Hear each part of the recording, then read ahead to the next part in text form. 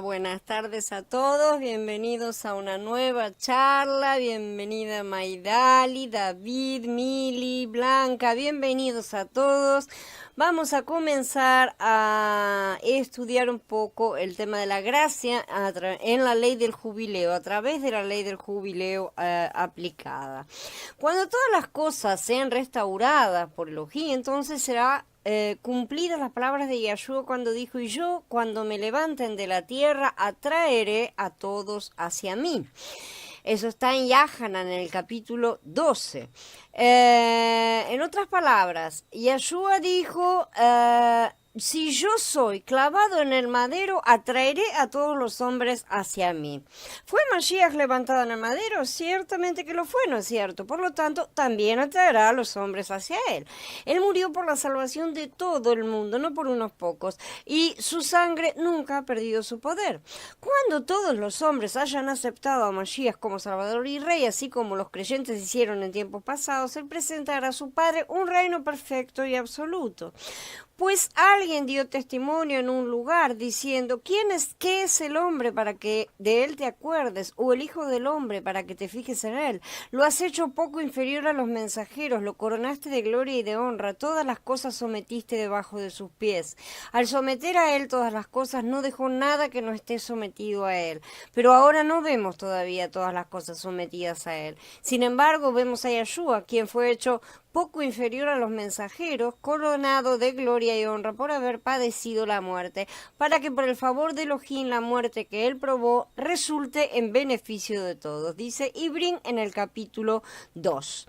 No todo está sometido a Mashiach en el tiempo presente, pero vendrán días en que los hombres en todas partes quedarán sujetos a él. Mientras tanto, la Escritura dice que nosotros vemos que Yahshua murió por cada uno de nosotros. Eso es un hecho, ¿sí? Él no dejó nada que no esté sometido, sujeto a sí mismo, aunque aún no se manifieste de plenitud.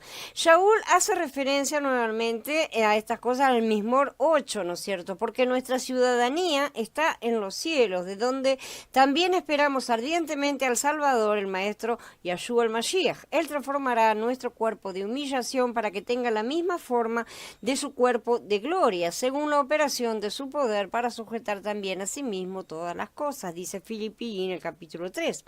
Muchos creyentes hoy en día nunca han pensado realmente si Yahshua tiene, de hecho, ese poder. Ellos asumen que él tiene poco poder y que no salvará a todos, por lo tanto, ¿no es cierto? Porque Yahshua no actuaría, dicen ellos, en contra de la voluntad del hombre o del ser humano. Pero el mismo Yahshua ha dicho que él habría de morir en el madero. Si él moría, él iba a atraer a todos los hombres hacia él mismo, ¿no es cierto? La palabra atraer, que se utiliza en griego, es helkuo, que significa arrastrar, ¿sí? O sea, tirar con violencia, tal como se usa en el Berihadashá en muchos lugares, ¿no es cierto? Y en todo caso significa que quien efectúa el hecho de arrastrar está imponiendo su voluntad y deseo sobre los que son arrastrados, ¿sí? O sobre la voluntad de los que son arrastrados. Yahanan, en el capítulo 6, dice que ningún hombre puede venir al Padre si el Padre no lo arrastra, es el cubo, ¿sí? Yahanan en el capítulo 12 también dice que Yahshua va a arrastrar, ¿no es cierto?, todos los hombres hacia él. En el capítulo 21 habla de arrastrar la red para traer el pescado a la orilla. Jacob en el capítulo 2 habla de los magistrados civiles, o sea, los jueces, quienes en su persecución contra los creyentes los tenían que llevar arrastrados a la corte, ¿no es cierto?, los arrastraban. Es claro, por lo tanto, que vendrá el día en que la voluntad de Elohim tendrá que ser impuesta sobre todos los hombres. Él arrastrará a todos ellos hacia él mismo por medio del juicio, es decir, el lago de fuego. Él tiene tanto el poder como la voluntad de que esto sea hecho de esta manera. Yahanan presenció el cumplimiento de esto en una visión descrita en Hitgalut. Y oí a toda criatura que está en el cielo y sobre la tierra y debajo de la tierra y en el mar, y a todas las cosas que hay en ellos, diciendo: al que está sentado en el trono y al Cordero sean la bendición y la honra y la gloria y el poder por los siglos de los siglos.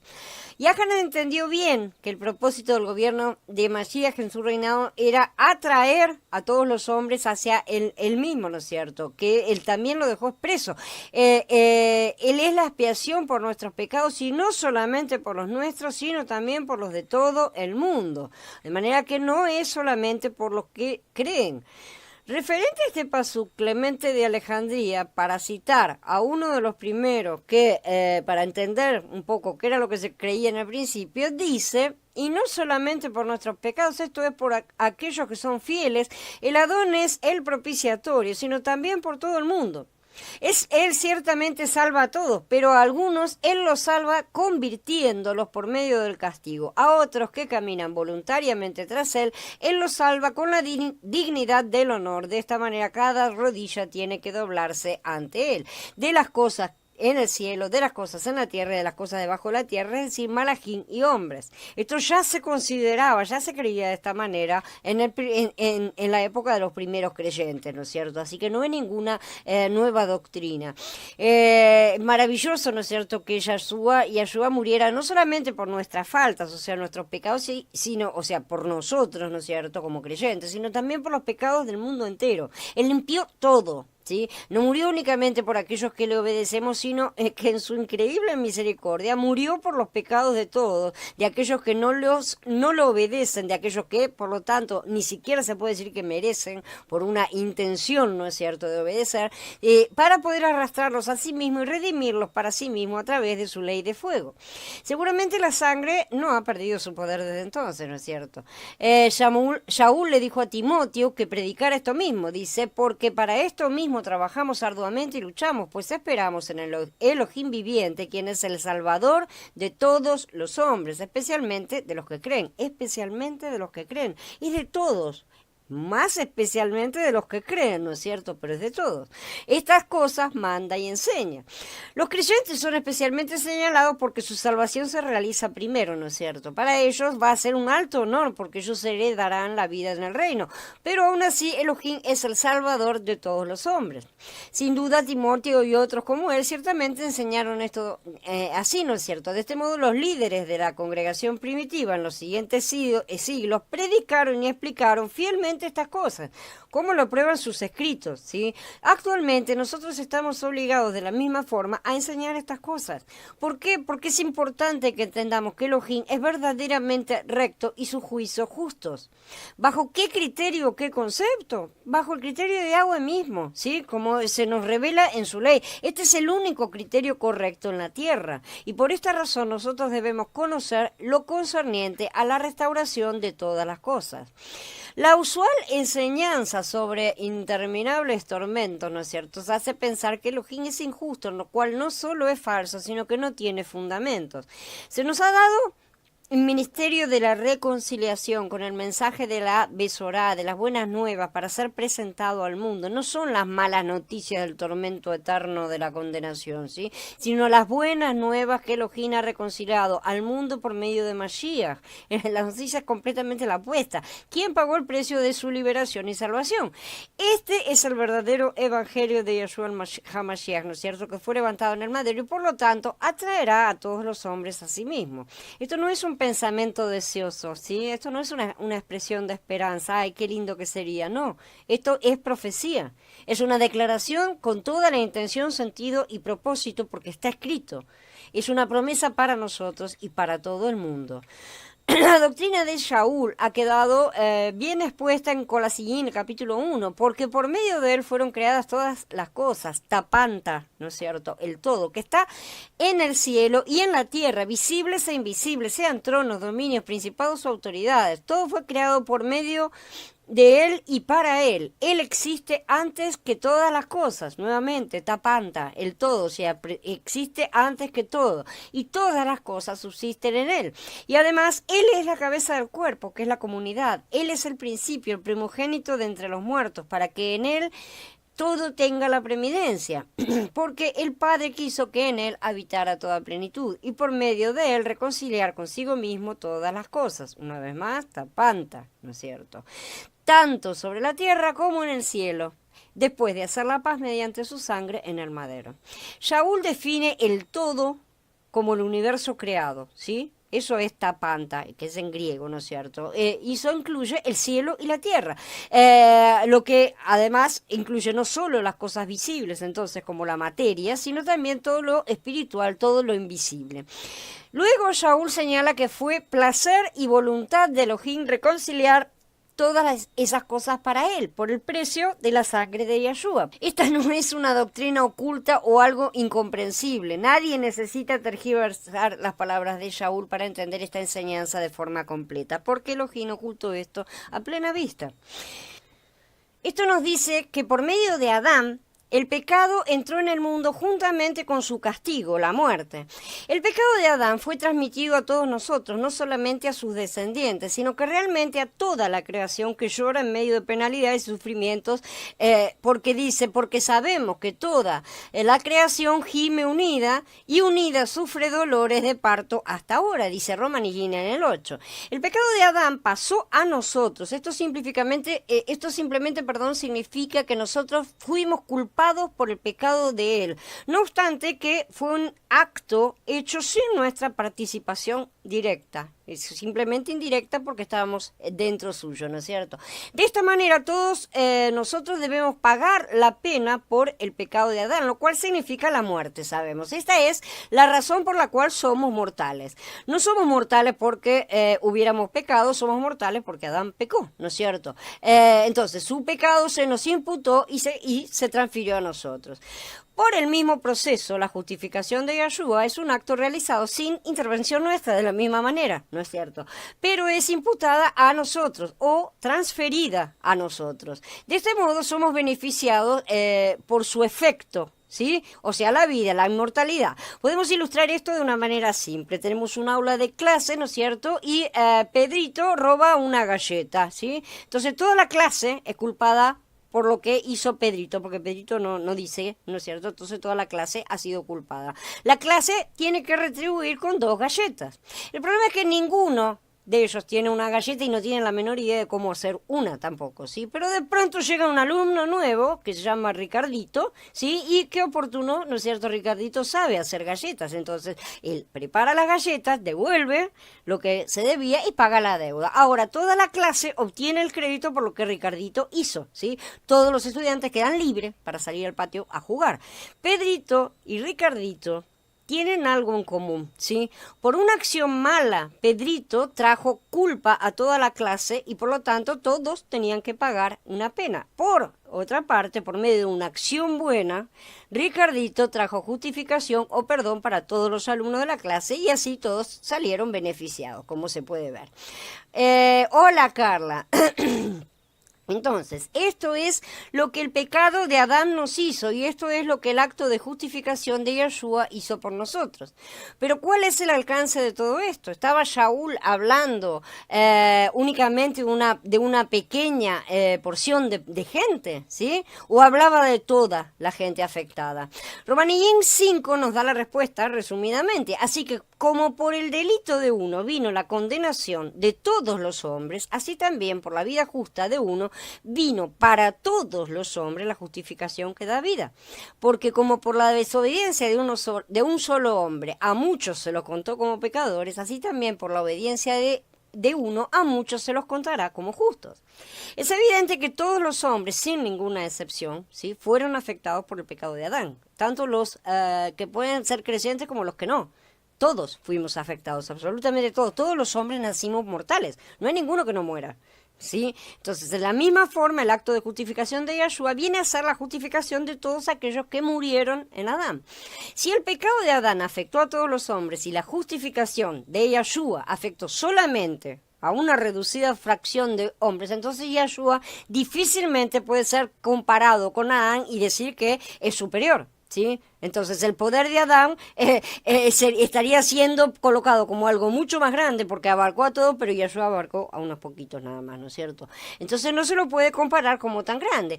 La congregación primitiva no creía de esta manera y ya es tiempo que esta enseñanza o interpretación sea reintegrada realmente al cuerpo de Mashiach. Es tiempo de que esta enseñanza sea difundida por la congregación al mundo a todo. Es tiempo de que tengamos un claro y absoluto concepto del poder y de la voluntad de Mashiach, ¿no es cierto?, de ser el salvador de todos los hombres, no solo de unos pocos elegidos. Un Elohim que no tiene nada que perder, sin embargo, reúne todos los fragmentos de los hombres a lo largo de la historia, de modo que ninguno se pierda. ¿Sí? Es este el gran misterio de la Besorá realmente, al cual Shaul llama el secreto de su voluntad. Este es el secreto, esta es la intención que él tomó como propósito. El tercer plan para el universo creado es todo en todos. ¿Sí? Él va a ser rey de reyes y sujetará todas las cosas bajo su liderazgo y su ordenanza.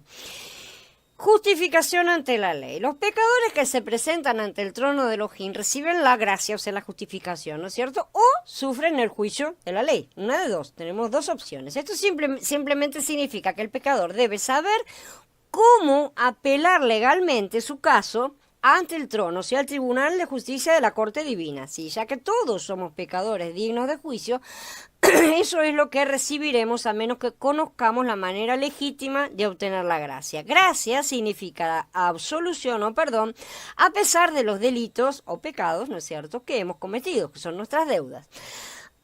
Cuando se nos lean los cargos en la corte de Elohim, ¿cómo vamos a defender nuestro caso? Muchos creyentes le dirán al juez algo así: Adón, no hay ley contra estos pecados. Si no recuerdas que revocaste estas leyes en el madero, como está escrito, como dice, donde no hay ley no hay transgresión, dice Romanillín. No puedes juzgarme porque todas las leyes fueron derogadas, por lo tanto todas las cosas ahora son legales. Eso van a decir muchos, ¿no es cierto? El juez le va a responder: te dije que no vine a destruir la ley, ¿sí?, sino a cumplirla. Le dije a Shaul que no anulé la ley por medio de la fe. Le dije a Yahanan que el pecado sigue siendo una transgresión a la ley. Siempre he dicho que juzgaría el pecado. ¿Realmente pensaste que podías continuar en pecado para que la gracia abunde? Nunca legalicé el pecado. Solo cambié las formas por las cuales los hombres pueden obtener la gracia cuando pecan. Apártense de mí, obreros de iniquidad, dirá. Para obtener la gracia, un pecador debe responder de una forma como la que sigue. Admito que soy un pecador, que soy culpable de ser acusado de violar tu ley. Me arrepiento de mi actitud sin ley pensando que podía pecar con inmunidad. Confieso que estás en todo el derecho de sentenciarme justamente, de manera justa, a muerte. Sin embargo, Yahshua ya pagó la pena completa por mis pecados y ha aceptado su provisión. La ley está completamente satisfecha porque mi deuda ha sido pagada. Y el juez responderá que el registro muestre que los pecados de este hombre ya han sido pagados en su totalidad, ¿sí? Por lo tanto, esta corte le extiende gracia y lo libera. Ya no está bajo la ley, sino bajo la gracia. ¿No es cierto? Ve y no peques más. Esa es la idea de cómo se aplican estas cosas a cada uno de nosotros.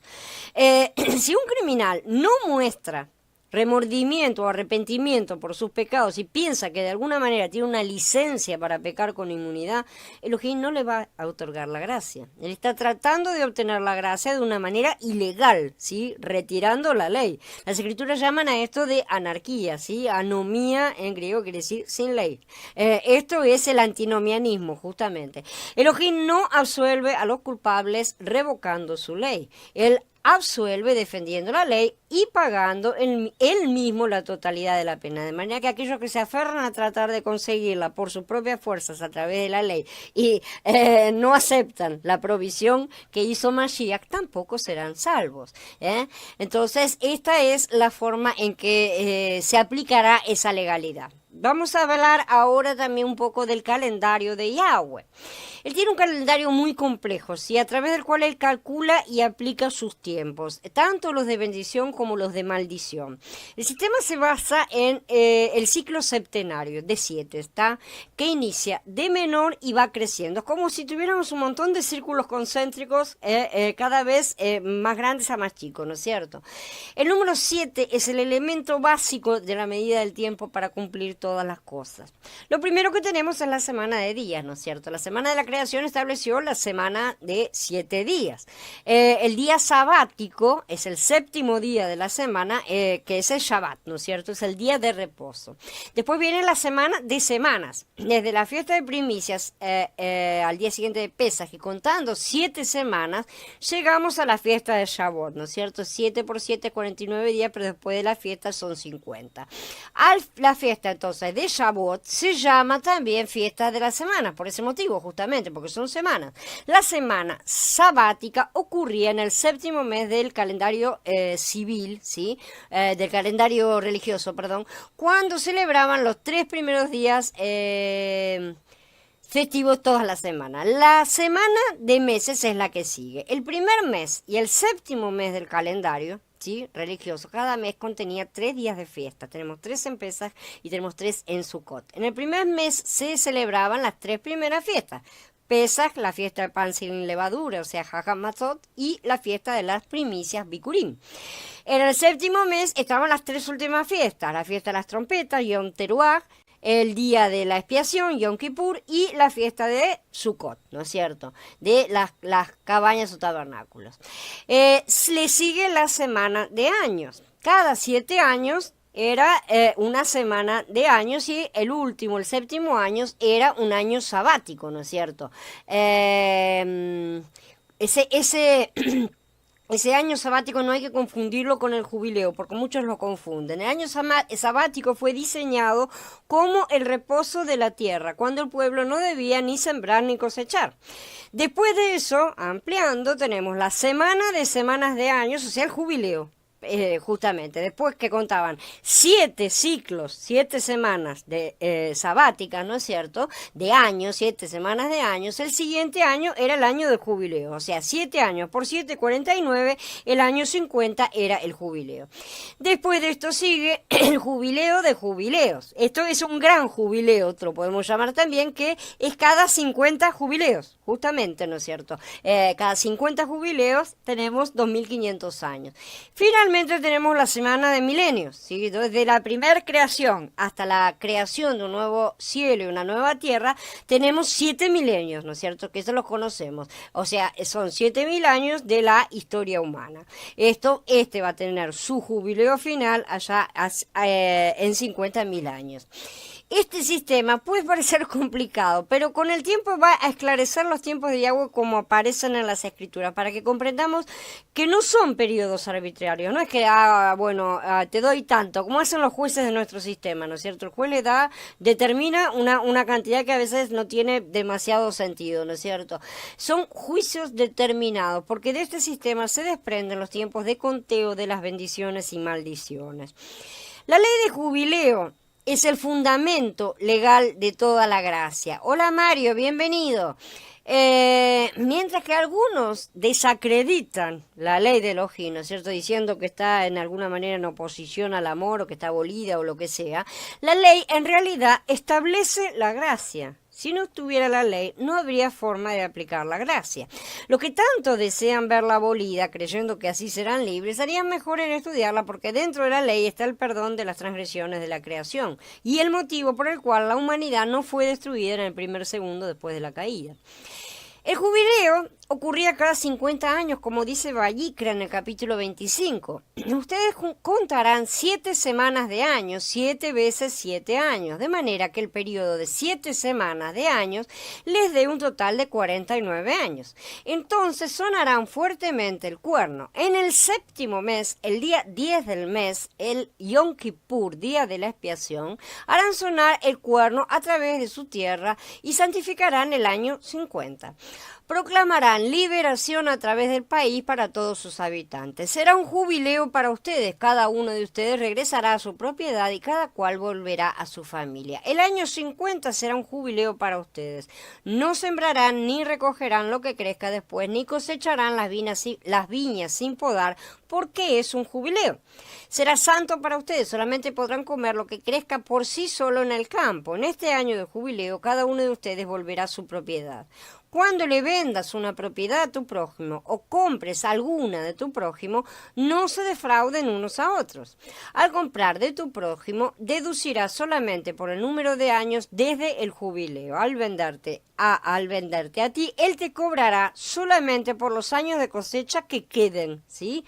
Mientras más años queden, mayor el precio que pagarás. Mientras menos años queden, menor será el precio. Porque lo que te está vendiendo es el número de cosechas, no es la tierra. No se defrauden unos a otros, sino respeten a su Elohim, porque yo, Yahweh, soy su Elohim. La ley del jubileo, entonces, fue diseñada para limitar toda deuda por el pecado de la ley, por el pecado a la ley, ¿no es cierto? Las tradiciones de los hombres no son tan misericordiosas como la ley de Elohim. Los hombres castigarían duramente a los pecadores y muchas tradiciones eclesiásticas harían que los pecadores paguen su deuda perpetuamente en una tortura ardiente sin un final posible, ¿no es cierto? La ley de Elohim, por otro lado, incluye misericordia y perdón. Toda deuda incurrida por el pecado termina en el jubileo. Y esa es la orden de Yahweh. La ley del jubileo se aplica a delitos más graves en los que una deuda es tan grande que no puede pagarse. El mismo tenor de la ley se aplica a ofensas menores, ya que leemos en Devarim 25. Cuando haya una disputa entre hombres y acudan a la ley y se pronuncie un veredicto declarando inocente a uno y culpable al otro, si van a azotar al culpable, el magistrado hará que se acueste y que le den azotes en su presencia, contándolo según merezca su culpa. Se le pueden dar hasta 40 azotes, pero no más. No vaya a ser que por azotarlo más allá de eso, en exceso, tu hermano quede degradado ante tus ojos. Después del periodo de los 1000 años, el milenio sabático, Elohim activará el lago de fuego para purificar a todos los malos, ¿no es cierto? A todos aquellos que no fueron hallados justos. Los creyentes simplemente recibirán en ese tiempo pocos azotes o muchos azotes. Esa es la diferencia, no más de 40, de acuerdo a la ley bíblica, ¿no es cierto? Que acabamos de leer. Elohim prohíbe golpear con más de 40 azotes. ¿Para qué? Porque los juicios de Elohim son medidos cuidadosamente para prevenir que sean deshonrados o que se pierda la dignidad, ¿sí? Porque al final de cuentas somos sus vasos. Ellos nos corrigen, en lugar de destruirnos, no buscan la destrucción de la persona, sino la corrección.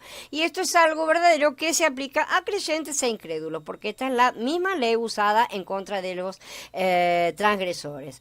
Yahshua se refirió a esta ley. Entonces Jefá le dijo: Adón, ¿dices esa parábola para nosotros o también para todos? Y dijo el Adón: ¿quién es entonces el mayordomo fiel y prudente a quien el amo pondrá a cargo de su familia para que le dé sus raciones a su tiempo?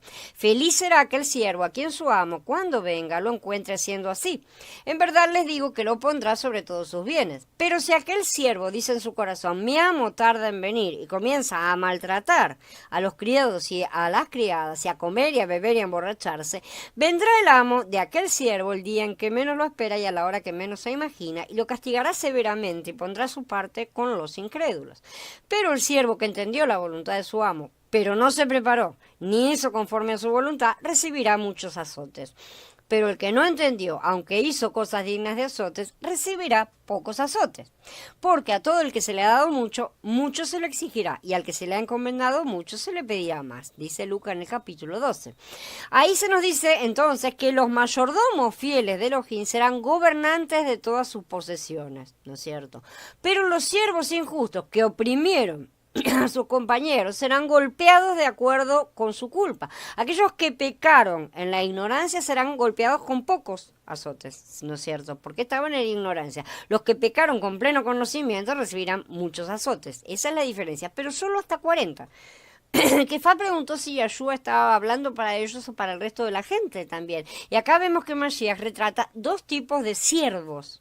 Él está hablando de siervos, es decir, ambos son creyentes, pero unos son cebada y otros son trigo. Lo que nos interesa aquí es que una vez más se haya administrado el juicio. Esto corresponde al juicio de disciplina, ¿no es cierto? El pecador debe ser liberado y no quemado en el infierno. De hecho, Yahshua concluye su parábola diciéndonos que este juicio de la ley es un fuego. Yahshua no se refería a los incrédulos siendo juzgados en el lago de fuego, como ya estuvimos viendo, ¿no es cierto? Se refería a los creyentes que serán salvados, aunque apenas como por fuego. Como eso ya ha quedado claro, no lo vamos a seguir tocando mucho más en este momento, ¿no es cierto? Y sabemos también que hay dos resurrecciones. La primera es al principio del milenio, la segunda es al final del milenio, ¿no es cierto? En la primera es el momento en que los vencedores recibirán la inmortalidad y la vida aionian, como ya estudiamos, la vida de la era. La resurrección general al final de esos 1000 años incluirá a todos los muertos que no alcanzaron esa primera resurrección. Y todos los muertos que también fueron muriendo a lo largo del milenio, ¿no es cierto? Porque la gente que esté en la tierra no va a tener cuerpos glorificados, a pesar de que se les permita seguir estando en la tierra y que supuestamente, según prometido, se va a extender el tiempo de vida, ¿no es cierto?, de las personas, porque dice que uno que llegue a los 100 años será considerado joven. De cualquier manera las personas van a estar muriendo, ¿sí? Esta segunda resurrección incluirá tanto a creyentes como no creyentes, como ya sabemos. Dice Yahshua, no se asombren de esto, porque vendrá la hora cuando todos los que están en los sepulcros oirán su voz y saldrán. Los que hicieron el bien para la resurrección de vida, pero los que practicaron el mal para la resurrección de juicio. Yahshua no estaba describiendo la primera resurrección. Nuevamente quiero que estas cosas queden bien en claro, porque no deben ser confundidas. Donde vemos la resurrección de solo unos pocos que van a gobernar y reinarán con Mashiach por 1000 años, ¿sí?, ministrando a las personas, ¿sí? En este caso solo está refiriéndose a la segunda resurrección general, en donde van a estar los buenos y los malos, por así decir. Esa resurrección es la que va a vaciar el Sheol, literalmente. Y en esa algunos recibirán vida, o sea, inmortalidad, mientras que otros recibirán juicio, el lago de fuego, para seguir avanzando, ¿no es cierto? Shaul lo afirma en su testimonio ante el gobernador Félix. Dice: tengo esperanza en Elohim, la cual ellos mismos también abrigan, de que va a haber resurrección de los justos y de los injustos. Los creyentes que serán salvos, aunque apenas como por fuego, no serán arrojados al lago de fuego, sino que serán juzgados de acuerdo con la ley de fuego, ¿no es cierto? Ya que es la misma ley que juzgará tanto a los creyentes como a los incrédulos. Se dice que ambas son un juego, como ya vimos. Pero los creyentes serán juzgados por los pocos azotes o los muchos azotes, ¿no es cierto?, a través de ese tipo de castigo. Y esto es un castigo de corta duración y se va a terminar al final del milenio. Él los trata como a hijos desobedientes, ¿sí? O sea, sin ley, básicamente, porque fueron desobedientes a la ley, que necesitan una cierta cantidad de disciplina porque se negaron a ser obedientes después de que Mashiach los hubo redimido. Los incrédulos, sin embargo, serán juzgados por crímenes más serios. El suyo es el lago de fuego, o sea, la ley de fuego, que solo terminará en el jubileo final o antes, si son redimidos antes, ¿no es cierto? Estoy hablando el jubileo final en cuanto al límite final, ¿no es cierto? Aunque individualmente las personas podrán terminar de pagar sus deudas antes, ¿no es cierto? Vallecra 25 explica la ley del jubileo, como vimos, y también la ley de redención, ¿sí? Si un hombre en Israel perdía su tierra por la pobreza y la deuda, tenía que trabajar para otros hasta pagar la deuda. Eso es lo justo. Pero no importa cuán endeudado estuviera, siempre regresaría a su herencia de tierras al final del ciclo de jubileos, ¿sí? Si no ha sido redimido en ninguna de esas maneras, él con sus hijos saldrán libres en el año del jubileo, dice Vallecra 25:54. Entonces, esta es la gracia en su más alto nivel.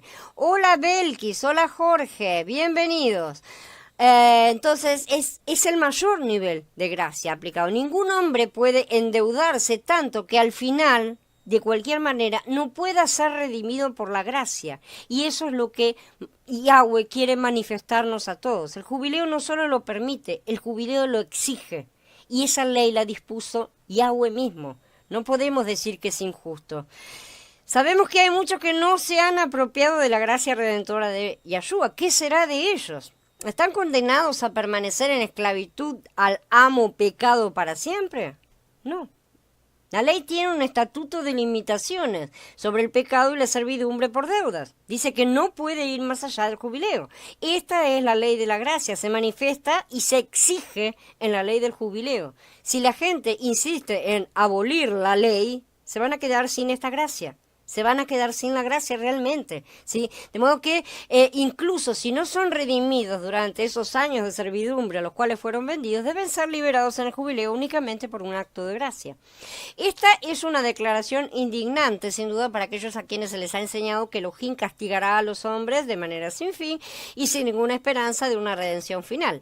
Es irónico muchas veces que aquellos que creen en la gracia a expensas de la ley de Elohim sean menos misericordiosos en sus perspectivas, ¿no es cierto?, hacia los pecadores que los propios pecadores. Dice Matiana capítulo 20, porque el reino del cielo es semejante a un hombre dueño de un campo que salió al amanecer a contratar obreros para su viña. Después de hacer trato con los obreros por 1 denario al día, los envió a su viña. Luego salió como a la 3:a hora y vio a otros que estaban en la plaza desocupados y les dijo, vayan ustedes también a mi viña y les daré lo que sea justo. Y ellos fueron. Salió otra vez a la 6:a hora y a la 9:a hora e hizo lo mismo. También alrededor de la 11:a hora salió y halló a otros que estaban allí y les dijo, ¿por qué están aquí todo el día desocupados? Le dijeron, porque nadie nos han contratado. Y les dijo, vayan ustedes también a la viña y recibirán lo que sea justo. Al llegar la noche le dijo el dueño de la viña a su mayordomo, llama a los obreros y págales su denario, empezando por los últimos y terminando por los primeros. Al venir los que habían llegado cerca de la 11:a hora, recibieron cada uno 1 denario. Cuando vinieron los primeros, pensaron que recibirían más, pero ellos también recibieron 1 denario cada uno. Al recibirlo murmuraban contra el dueño del campo, diciendo, estos últimos trabajaron 1 sola hora y los has tratado igual que a nosotros, que hemos soportado la carga y el calor del día. Y él les respondió a cada uno de ellos, amigo, no te estoy haciendo ninguna injusticia. ¿No hiciste trato conmigo por 1 denario? Porque entonces eso fue lo combinado, toma lo tuyo y vete. Pero quiero darle a este último lo mismo que a ti. ¿No tengo acaso derecho de hacer lo que quiera con lo mío? ¿O es que tienes envidia porque soy bondadoso? Así los últimos serán primeros y los primeros últimos. Shaul conocía este principio y por lo tanto escribió que toda la congregación está gimiendo en trabajo de parto a la espera de la manifestación de los hijos de Elohim. Dice, y la creación misma está en espera de que la liberten de la esclavitud de la corrupción para entrar a la libertad gloriosa de los hijos de Elohim, porque sabemos que toda la creación gime unida y unida sufre dolores de parto hasta ahora. El día de la expiación y el jubileo. El día de la expiación era un día de ayuno y arrepentimiento, ¿no es cierto? Que se celebraba una vez al año, se celebra, pero se celebraba bíblicamente, el 10º día del 7º mes, ¿no es cierto? Esto es 9 días después de la fiesta de la trompeta. Dice, mira, el día 10 de este 7º mes es el Yom Kippur, es el día de la expiación.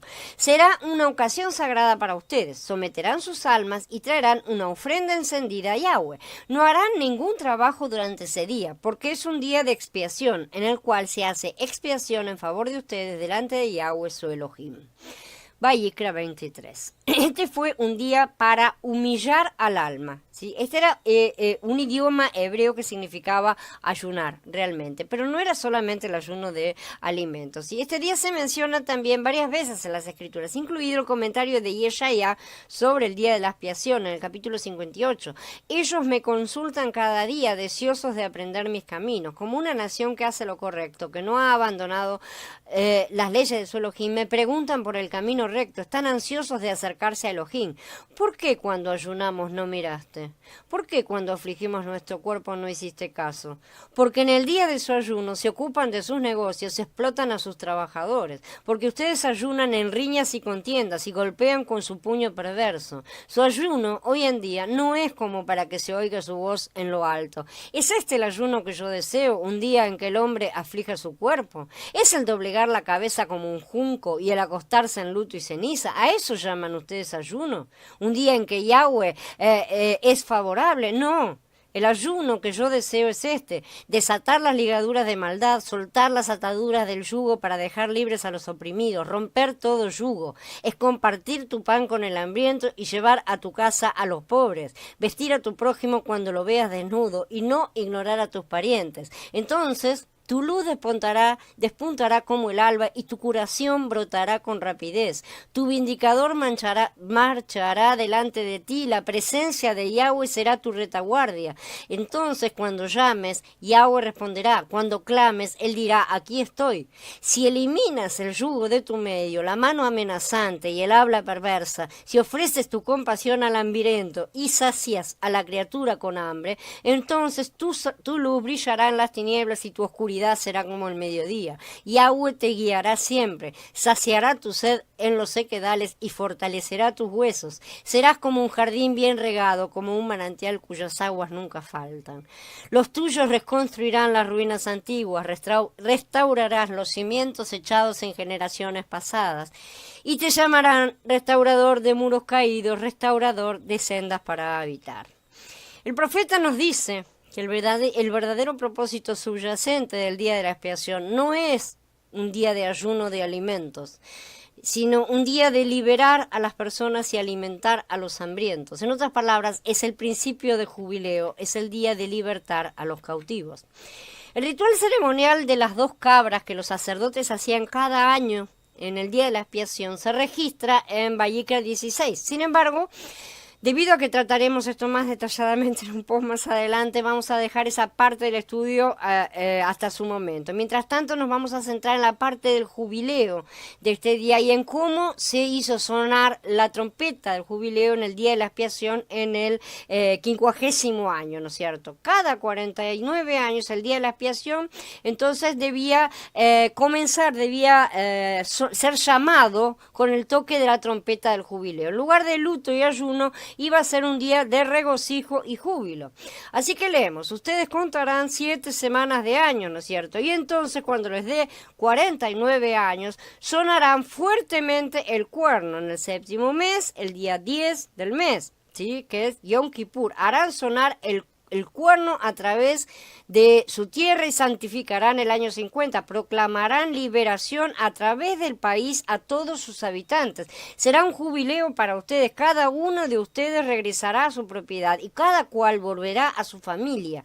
El año 50 será un jubileo para ustedes, no sembrarán ni recogerán lo que crezca después, ni cosecharán las viñas sin podar, porque es un jubileo, será santo para ustedes. Solamente podrán comer lo que crezca por sí solo en el campo. En este año de jubileo, cada uno de ustedes volverá a su propiedad. Esta es la ley básica del día de la expiación y del jubileo. El tiempo se dividía en semanas de 7 años o semanas de años, ¿no es cierto? Para distinguirlas de las semanas de días les damos ese nombre.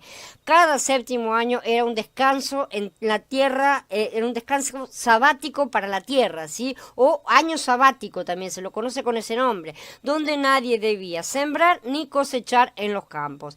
Todas las personas debían tener un año libre para dedicarse a asuntos más importantes. Yahweh no considera que el trabajo sea el asunto más importante, ¿sí?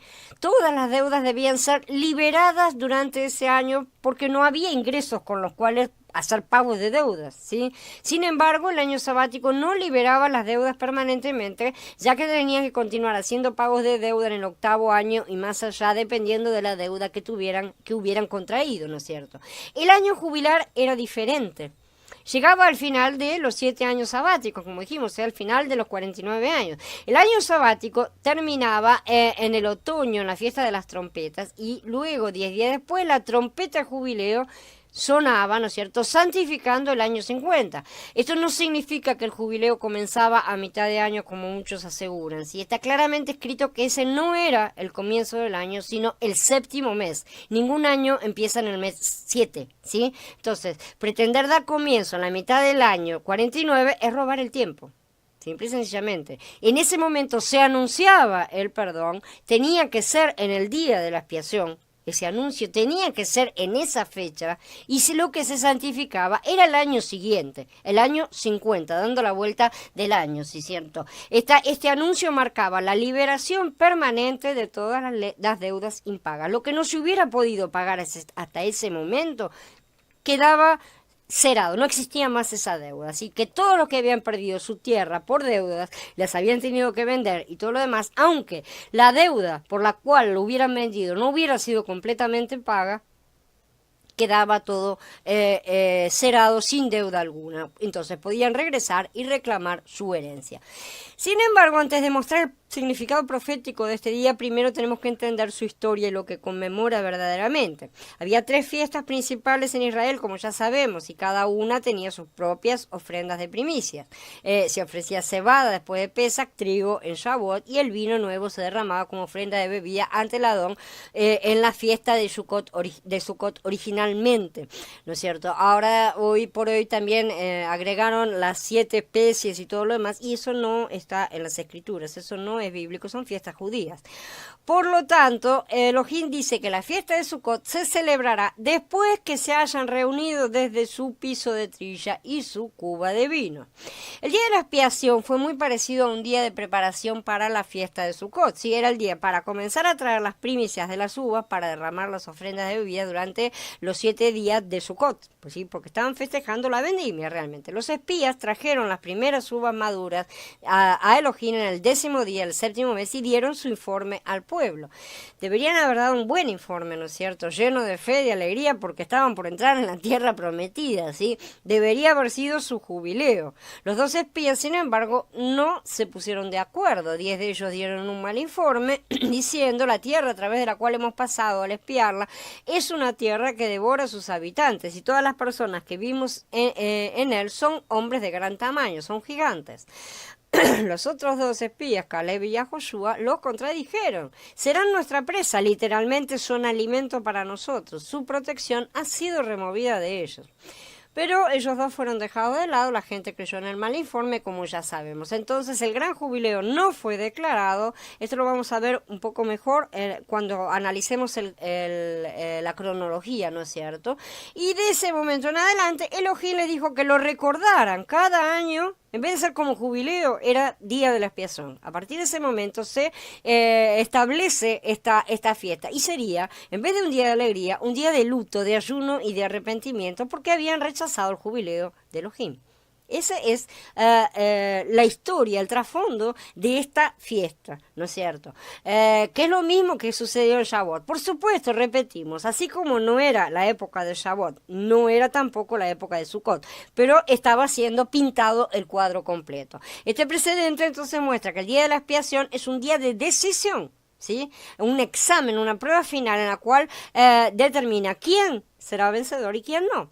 Es el día de la expiación que distingue y separa a los vencedores del resto de los creyentes. En última instancia determina quién es elegible para cumplir con la fiesta de Sukkot. Toda la tierra pertenece a Elohim.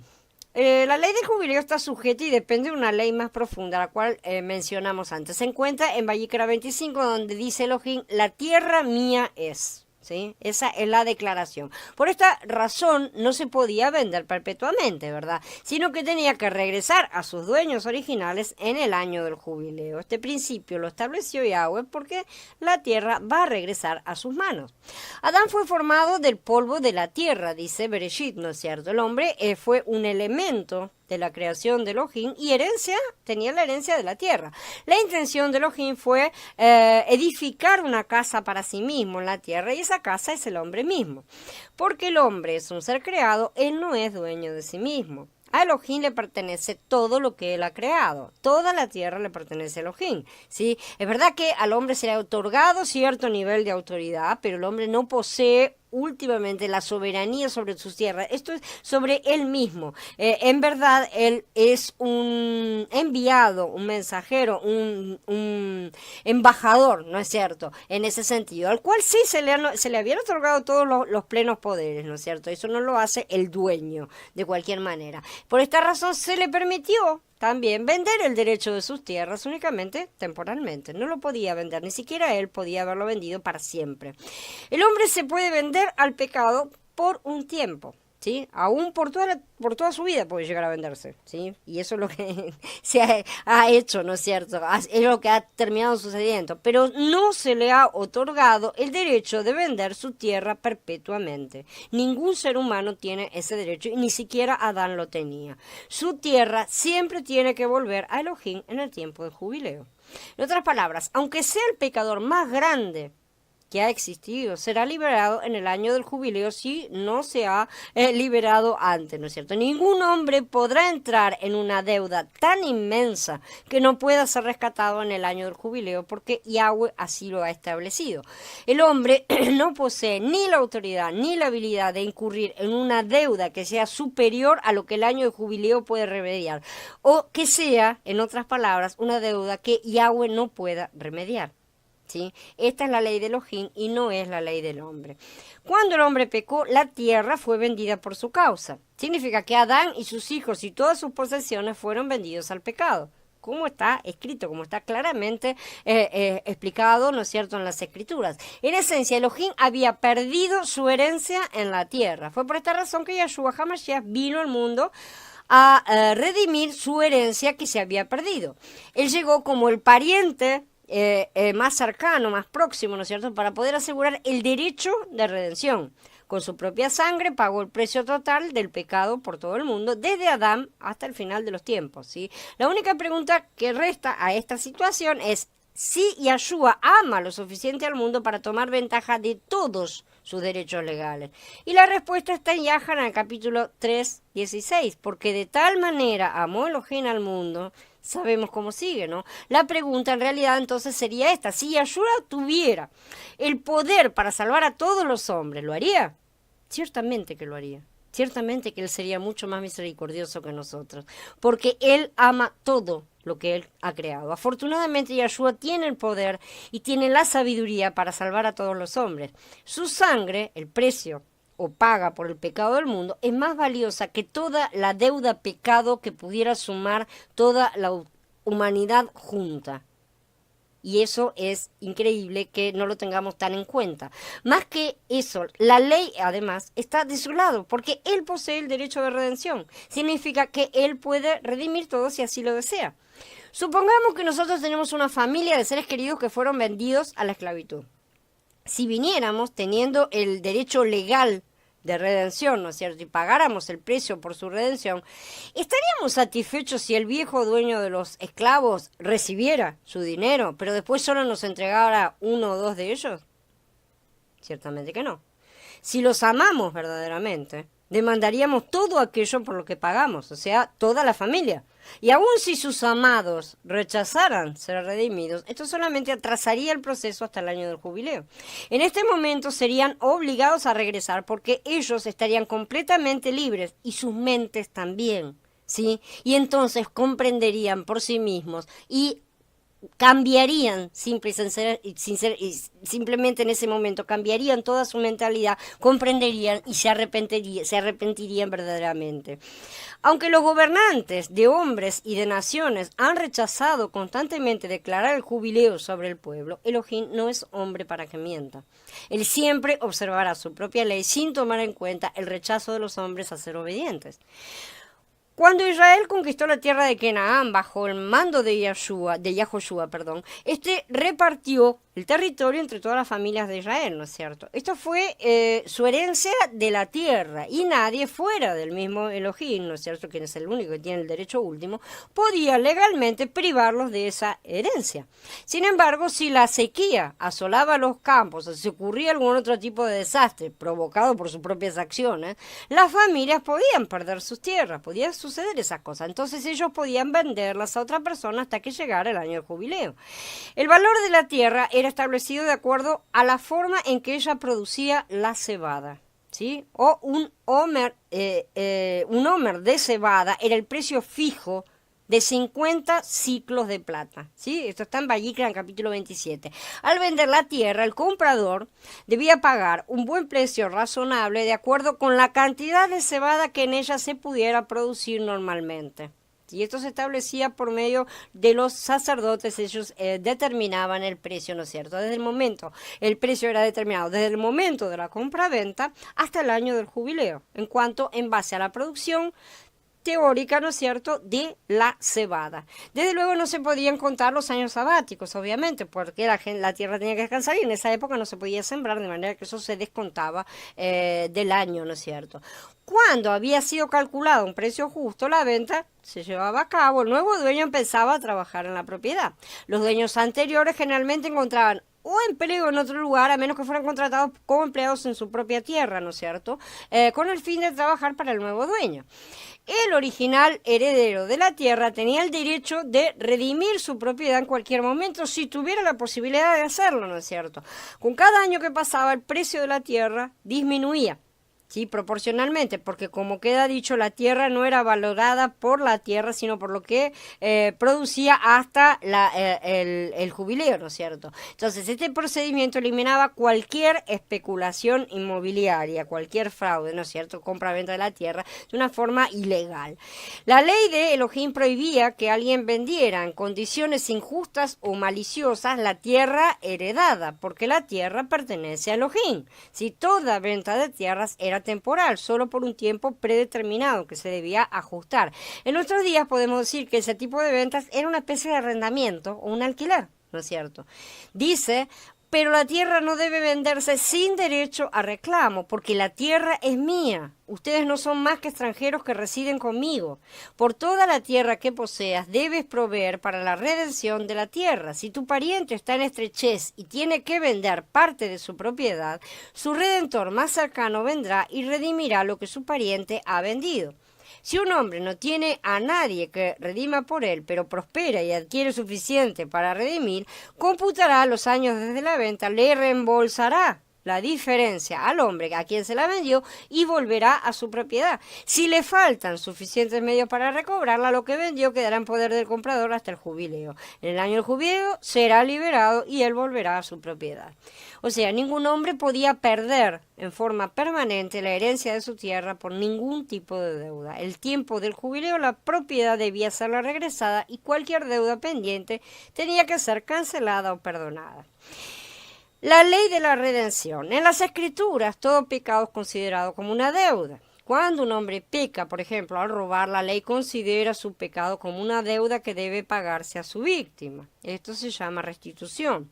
El principio de redención debe entenderse dentro del mismo concepto. Redimir a alguien es redimir su nota de deuda, es saldarla. Yahshua vino a redimirnos de nuestros pecados, es decir, Él saldó el pago completo de la restitución requerida por nuestros pecados. Como nuestro Redentor, Él tiene ciertos derechos prescritos.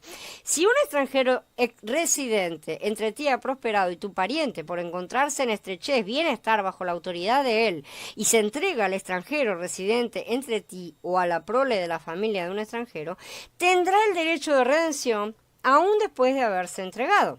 Uno de esos parientes lo redimirá o lo redimirá su tío o el hijo de su tío, o lo redimirá cualquiera de su familia que sea de su propia carne.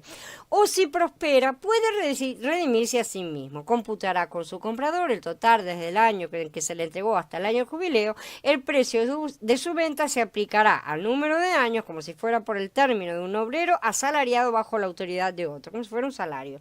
Si quedan muchos años, pagará por su redención en proporción a su precio de compra. Si quedan pocos años para el año de jubileo, lo computará así, hará pago por su redención según los años envueltos. Quedará bajo su autoridad como un obrero contratado por el año, no gobernará con dureza sobre él a su vista. La ley aquí nos dice que un deudor entonces siempre tiene el derecho de redimirse a sí mismo y que un pariente cercano siempre tiene el derecho de redimir al deudor. En estos casos, el amo que tiene al deudor como esclavo o siervo, no tiene más remedio que permitir que se realice la redención. Es una obligación, está obligado, ¿sí? Por mucho que ya hubiera hecho la compra, la persona va a devolver la diferencia, pero el amo tiene que liberarlo sí o sí. ¿Sí? Es una obligación. Sin embargo, si el redentor potencial no es un pariente cercano, entonces el amo tiene la opción de negarse a permitir que el amo sea que el siervo sea redimido, ¿sí? Por eso era tan importante que Yahshua viniera como pariente, y lo hizo en dos niveles. En primer lugar, socorrió la semilla de Abraham, ¿no es cierto? Dice, al redimir la casa de Israel, y participó de carne y sangre para convertirse en un pariente de la humanidad toda. Por lo tanto, él puede liberar a los que por el temor de la muerte estaban toda la vida condenados a esclavitud, como dice Ibrí en el capítulo 2. El deudor que es redimido, debe servir a su redentor como un sirviente contratado anualmente, dice Vallecra, ¿no es cierto? En otras palabras, el redentor compra la nota de la deuda del servidor, ¿sí? El sirviente simplemente cambia de dueño y ahora trabaja para su pariente más cercano. No es libre en el sentido absoluto, ¿sí? A pesar de que ha sido redimido. Shaul apela a esta ley en Romanillín, justo después de decirnos que no debemos continuar en pecado solo porque estamos bajo la gracia. Después ese pasaje dice, ustedes bien saben que cuando se ofrecen a alguien para obedecerle como esclavos, son esclavos del que obedecen, ya sea del pecado para muerte o de la obediencia para justicia. Pero gracias a Elohim, porque aunque ustedes eran esclavos del pecado, han venido a obedecer de corazón a aquella forma de enseñanza a la cual se han dedicado. Y una vez libertados del pecado, se han hecho servidores de la justicia. Les hablo en términos humanos, debido a su limitación humana. Quiero decir que de la misma manera que antes ofrecían sus miembros como esclavos a la impureza para andar en violación de la Torá continuamente, así ofrezcan ahora sus miembros como siervos de la justicia para la santidad. Porque cuando ustedes eran esclavos del pecado, estaban libres del dominio de la justicia. Pero ¿qué beneficio obtenían entonces de aquella conducta de la que ahora se avergüenzan? Porque esa conducta lleva a la muerte. Pero ahora, libres del pecado y hechos servidores de Elohim, obtienen el fruto de santificación que culmina en vida eterna. El pecado era un duro amo mientras estábamos separados de Mashiach. Pero nuestro pariente redentor, nuestro Goel, Yahshua HaMashiach, vino a rescatarnos de la deuda que no podíamos pagar. Él redimió nuestra nota de deuda y ahora que estamos libres del pecado, nos hemos convertido en siervos de Elohim y se espera que sigamos su ley. En nuestra obediencia a su ley somos siervos de la justicia y tenemos fruto de santificación que culmina en la vida eterna. Por lo tanto, concluimos que la ley sigue siendo muy relevante para los creyentes. No fue quitada, no fue destruida por la gracia cuando Yahshua nos redimió del pecado del Adón. Al contrario, es la ley la que establece la gracia, ¿sí? Yahshua nos redimió de acuerdo con la justa ley de la redención y por esa misma ley ahora somos siervos de Elohim, sujetos a su ley. ¿Sí? Desechemos la idea de que ahora somos totalmente libres de hacer lo que se nos antoje de acuerdo con lo que consideramos correcto o incorrecto. De hecho, debemos seguir nuestra conciencia, pero solo en la medida en que esté saturada de la palabra. Si nuestra conciencia ha sido quemada por el ruaj de la anarquía, no nos servirá adecuadamente para discernir lo correcto de lo incorrecto. El derecho legal de la redención, vamos a estudiar un poco más a fondo. Si tu hermano está en estrechez y tiene que vender parte de su propiedad, su redentor más cercano vendrá y redimirá lo que su pariente ha vendido. Vayikra 25. Era la voluntad de Elohim que el pariente más cercano del deudor fuera el que podía redimir, ¿no es cierto? En el libro de Ruth vemos que siempre la jerarquía es el más cercano. Boaz, cuando quiso ir a redimir a Ruth, fue y buscó a otro que era pariente más cercano, porque el derecho estaba con ese, no con él. Cuando el otro lo rechazó, él se convirtió en el siguiente pariente más cercano, ¿no es cierto?, de Ruth. Ese orden debe ser respetado. Entonces, la palabra usada para redimir es Gaal, ¿no es cierto?, de donde deriva justamente Goel, y significa redimir de acuerdo a la ley oriental del parentesco, es decir, comprar de vuelta la propiedad de un pariente, casarse con su viuda, darle hijos, etc. Estoy convencida de que esta ley no solamente es un documento de carácter moral, sino que también es profético, porque esta es la ley que Yahshua cumplió de forma perfecta. Esta es una profecía de cómo Yahshua, nuestro pariente redentor, vendría a comprar para tenerlas de regreso todas las cosas que fueron vendidas cuando Adán pecó.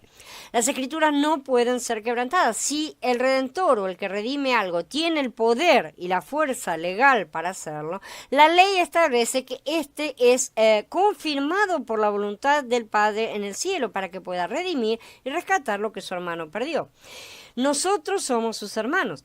Consecuentemente, la ley demanda que Yahshua HaMashiach redima todo lo que se perdió en Adán.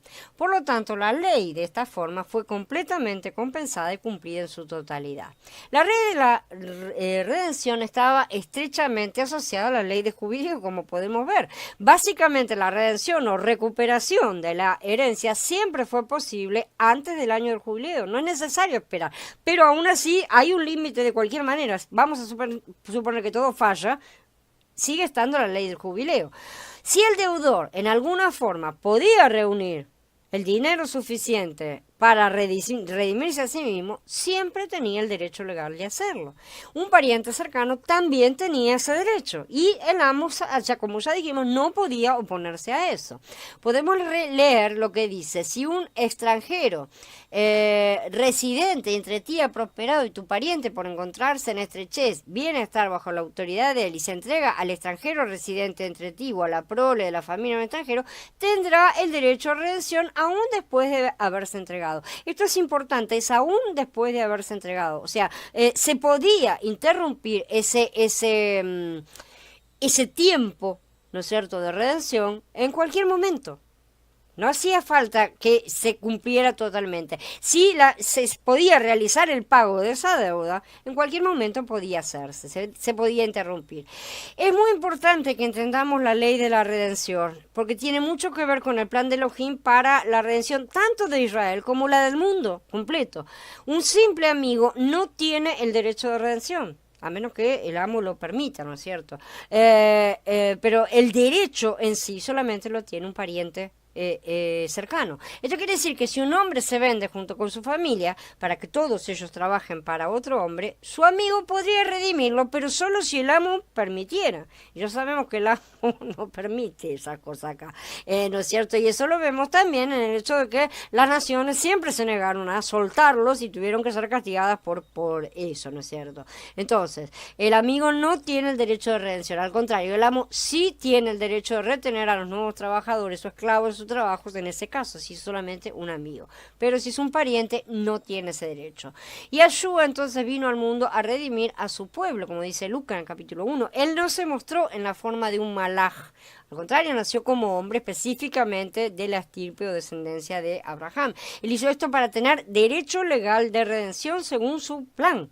Él, si él hubiera venido como un malaj, ¿no es cierto? O como, no como un malaj, un ser creado, sino como una entidad espiritual, ¿no es cierto? La ley divina tenía que decretar que él no era más que un amigo de los pecadores, ¿sí? Cuyos pecados les había acarreado la deuda a sí mismo, una deuda que no podían pagar, ¿no es cierto? Lo cual los colocaba en la condición de simples hombres que habían perdido la herencia a causa del pecado de Adán.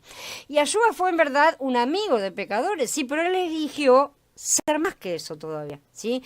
Para poder tener el derecho de redención y rescatar a Israel, él tuvo que ser más que su simple amigo. Él tuvo que nacer de la estirpe de Abraham para poder tener el derecho de redención para toda la humanidad. Él tuvo que ser más que un amigo angelical, de un amigo espiritual, ¿sí? Él tuvo que nacer de carne y sangre. Él calificó para las dos cosas, como podemos ver, dice, pues tanto el que santifica como los santificados, todos provienen de uno. Por esta razón, él no se avergüenza de llamarlos hermanos, diciendo, anunciaré tu nombre a mis hermanos, en medio de la asamblea te alabaré. Y otra vez dice, yo pondré mi confianza en él, dice Shemuel Bet, y aquí estoy yo con los hijos que me dio Yahweh, ¿no es cierto? Son muchas las citas en las cuales se asegura, ¿no es cierto?, que él calificó justamente para ser el Goel perfecto. Por eso, como los hijos han participado de una naturaleza mortal, de igual manera, él participó de eso mismo para destruir por medio de su muerte al que tenía el dominio sobre la muerte, este es el acusador, y para librar a los que por el temor de la muerte estaban toda la vida condenados a esclavitud. Porque la verdad es que él no les tiende la mano a los mensajeros, sino a la descendencia de Abraham. Por eso tenía que hacerse en todo semejante a sus hermanos para venir a ser un sumo sacerdote misericordioso y fiel en el servicio delante de Elohim para expiar los pecados del mundo. Pues por haber pasado él la prueba, puede socorrer a los que están bajo prueba. Podemos concluir, por lo tanto, que Yeshua Mashiach nació de carne y sangre con el fin de ser nuestro Goel perfecto. Él nació de forma específica en la descendencia de Abraham para tener legalmente el derecho de redención para la casa de Israel. Y como la promesa era para bendición para toda la tierra, poder extenderse a todas partes, ¿sí?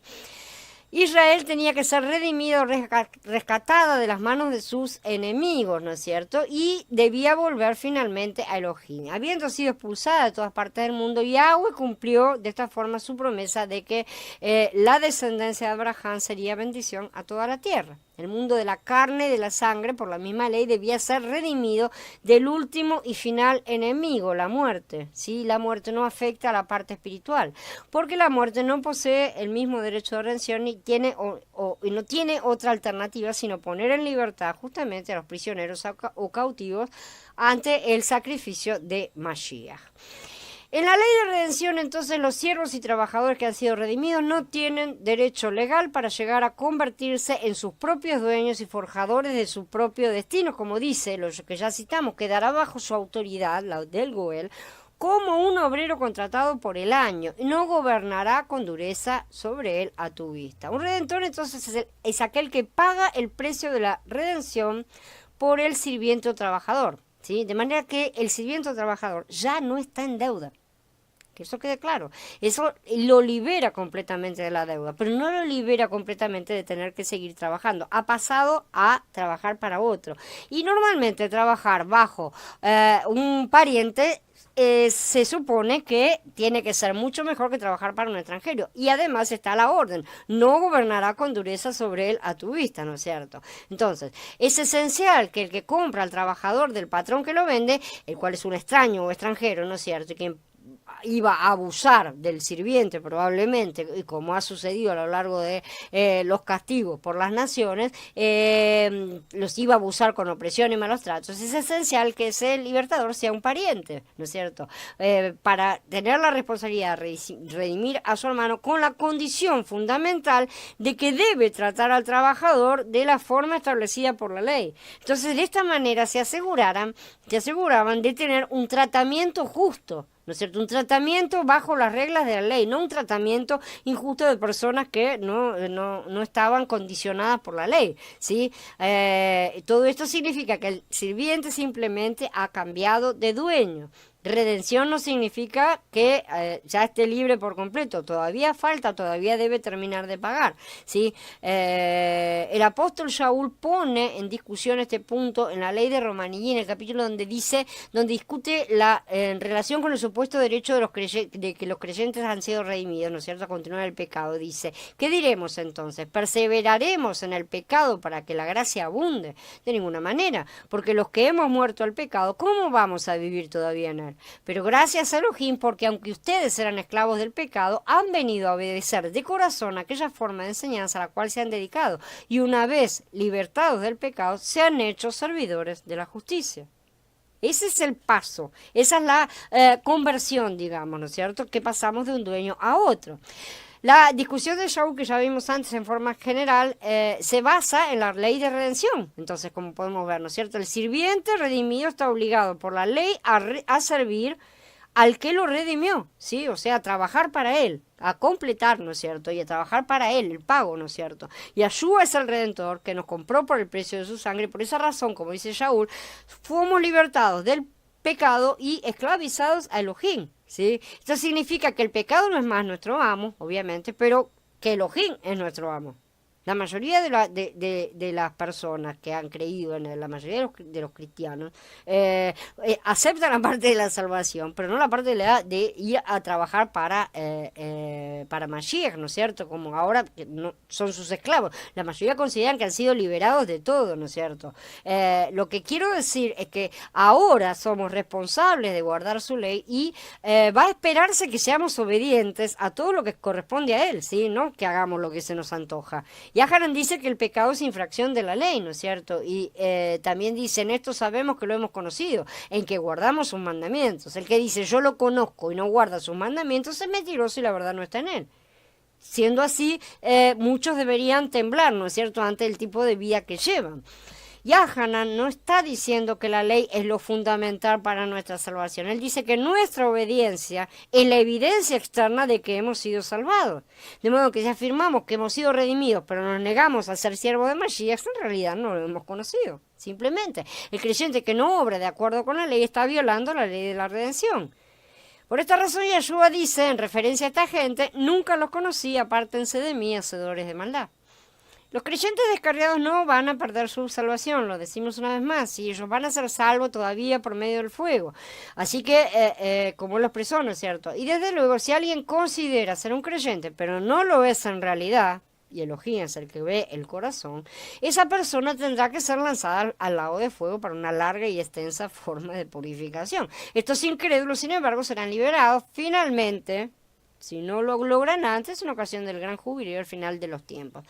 Jubileo entonces es la ley de la gracia. No importa cuán hundido en deudas esté un individuo, el jubileo los hará libres de toda deuda. Aún en el caso de que ningún pariente los redima, va a llegar un día en que la persona va a ser libre. Este es el motivo por el cual la creación está en espera, porque la creación aguarda con ardiente anhelo que se manifiesten los hijos de Elohim, porque la creación quedó sometida al fracaso, no por su propia voluntad, sino por la del que la sometió.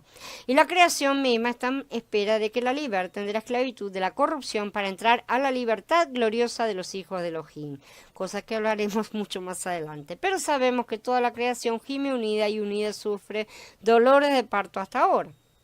Y no solo la creación, sino también nosotros, que tenemos el Espíritu como primicia, gemimos interiormente esperando la adopción como hijos, la redención de nuestro cuerpo, porque nos hemos salvado solo en esperanza, y si algo esperado se viera, no sería esperanza. ¿Quién sigue esperando lo que ya se ve? Pero si esperamos algo que no vemos, con perseverancia lo aguardamos.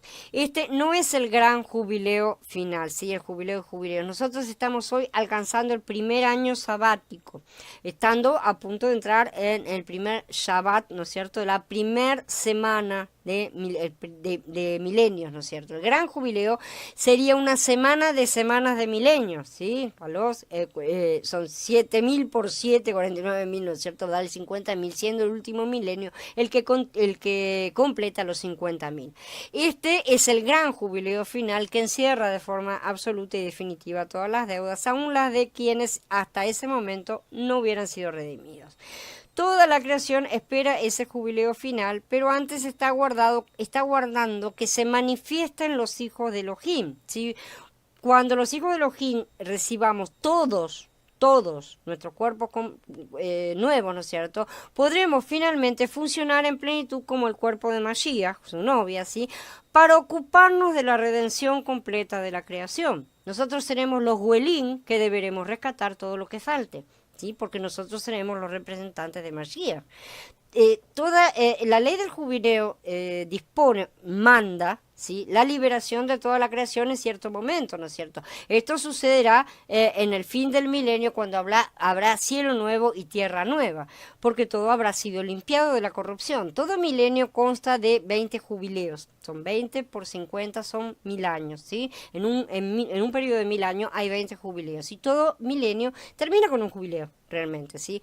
De manera que la semana de milenios va a culminar en un jubileo que será el jubileo de la creación. En ese año se declarará la liberación, el perdón de la creación, porque los creyentes de Mashiach habrán sido todos perfeccionados y recibirán sus cuerpos glorificados. Esto es lo que aguarda la creación, que se manifiesten los hijos de Elohim, ¿sí? Porque en ese momento ellos recuperarán su tierra, tanto la personal, sus cuerpos, ¿no es cierto?, como la del mundo, que regresará al dominio de sus manos, porque ellos serán los nuevos Goelim.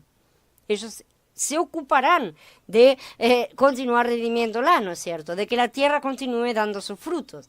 La tierra fue dada a Adán y debe regresar a las manos de los hombres, pero con una pequeña salvedad. Dice: si alguien consagra su casa a Yahweh, el sacerdote la tasará, sea baja o alta como el sacerdote la tase, así se quedará. Pero si no redime la tierra y la tierra se le vende a otro, ya no será redimible. Cuando se libere en el jubileo, la tierra quedará consagrada a Yahweh como tierra proscrita. Viene a ser propiedad del sacerdote. El sacerdote es obviamente Mashiach, ¿no es cierto?, quien determinó que el precio de la creación era su propia sangre. Adán cayó y la tierra pasó a manos de otros, de manera que Adán, o sea el hombre, ya no podía redimirla. Así, en el jubileo la tierra quedará consagrada nuevamente a Yahweh, su verdadero dueño, y será propiedad del sacerdote. Mashiach la entregará a sus hijos, la novia, para que se ocupen de redimir al resto de las uvas, porque él es el nuevo sacerdote y la nueva humanidad de la orden de Melquisedec. El jubileo es el final de la historia y el propósito último de Elohim. La ley del jubileo en cualquiera de sus niveles obtiene su fuerza o poder por medio de la sangre de Yeshua HaMashiach. Ese es el poder realmente que está detrás de él, el madero, como leemos. Hijitos míos, les escribo estas cosas para que no pequen. Y si alguno peca, tenemos un abogado delante del Padre, a Yeshua el Mashiach, el justo.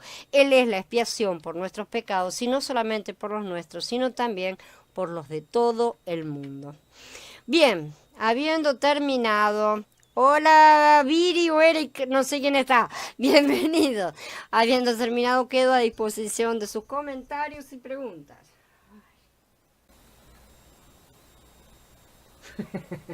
Bien, Carla, va a volver a escucharla. Yo ya le digo, yo sé que estas charlas son mucho más que cualquier alimento sólido que hayamos conocido hasta ahora, realmente. Solo vayan juntando todas las piezas porque, bueno, se acerca el momento de aplicarlas a todas a la comprensión final de todas estas cosas. A ver, dice Belkis, entonces, ¿cómo es lo de la muerte segunda? Los que van a ser lanzados al lago de fuego, tenía entendido que eso significaba la aniquilación de los pecadores. Eso ya lo vimos, Belkis, en las charlas anteriores referentes al juicio de Elohim. No recuerdo en este momento cuáles son los números, déjame ver, porque fueron 2 charlas, ¿no es cierto? Que son las que explica que el lago de fuego es justamente la ley de fuego de Yahweh.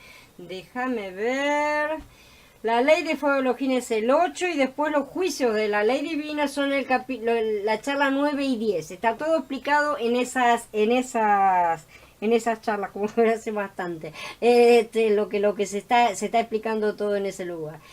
Dice Eduardo, un estudio intenso y profundo. Lo es y continúa en la próxima parte porque esta es solamente la primera. Dice Carla, perdón, entendí varias cosas, pero aún me quedan desconectadas. Yo sé que están desconectadas todavía, quédense tranquilos.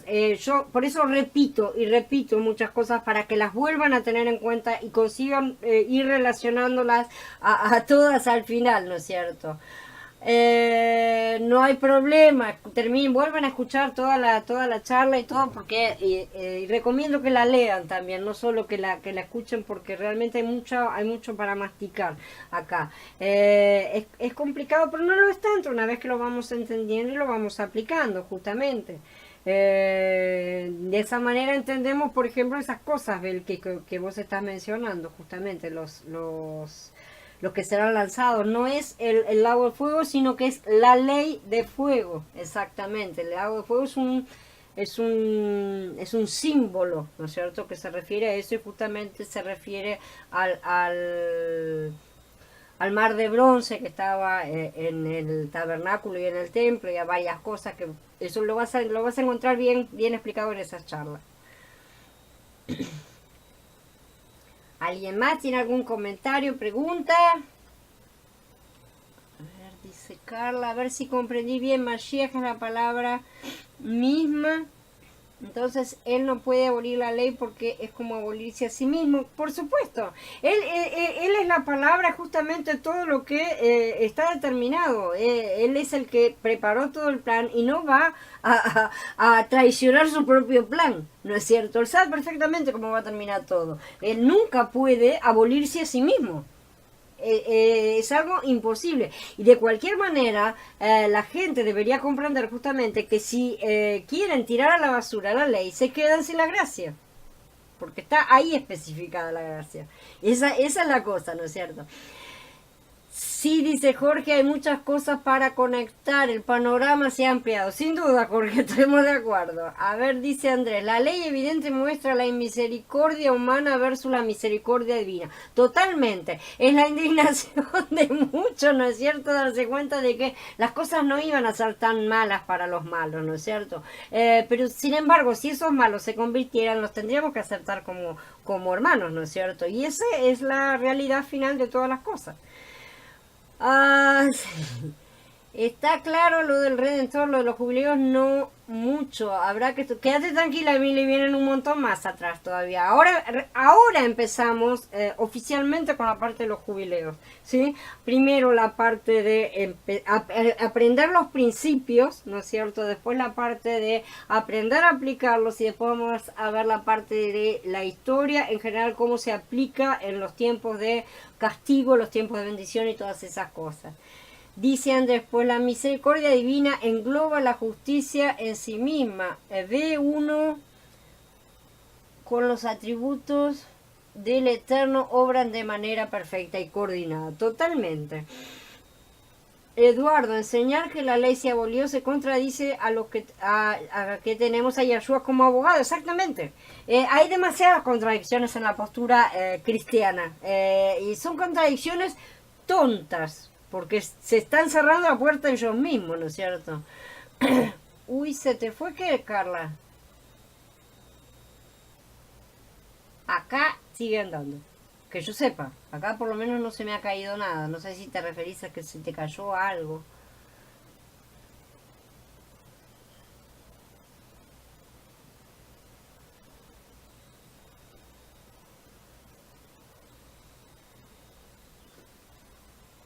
Espero que no.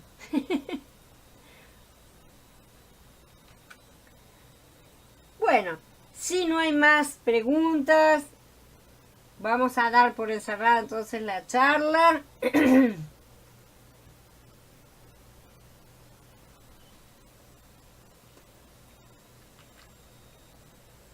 A ver.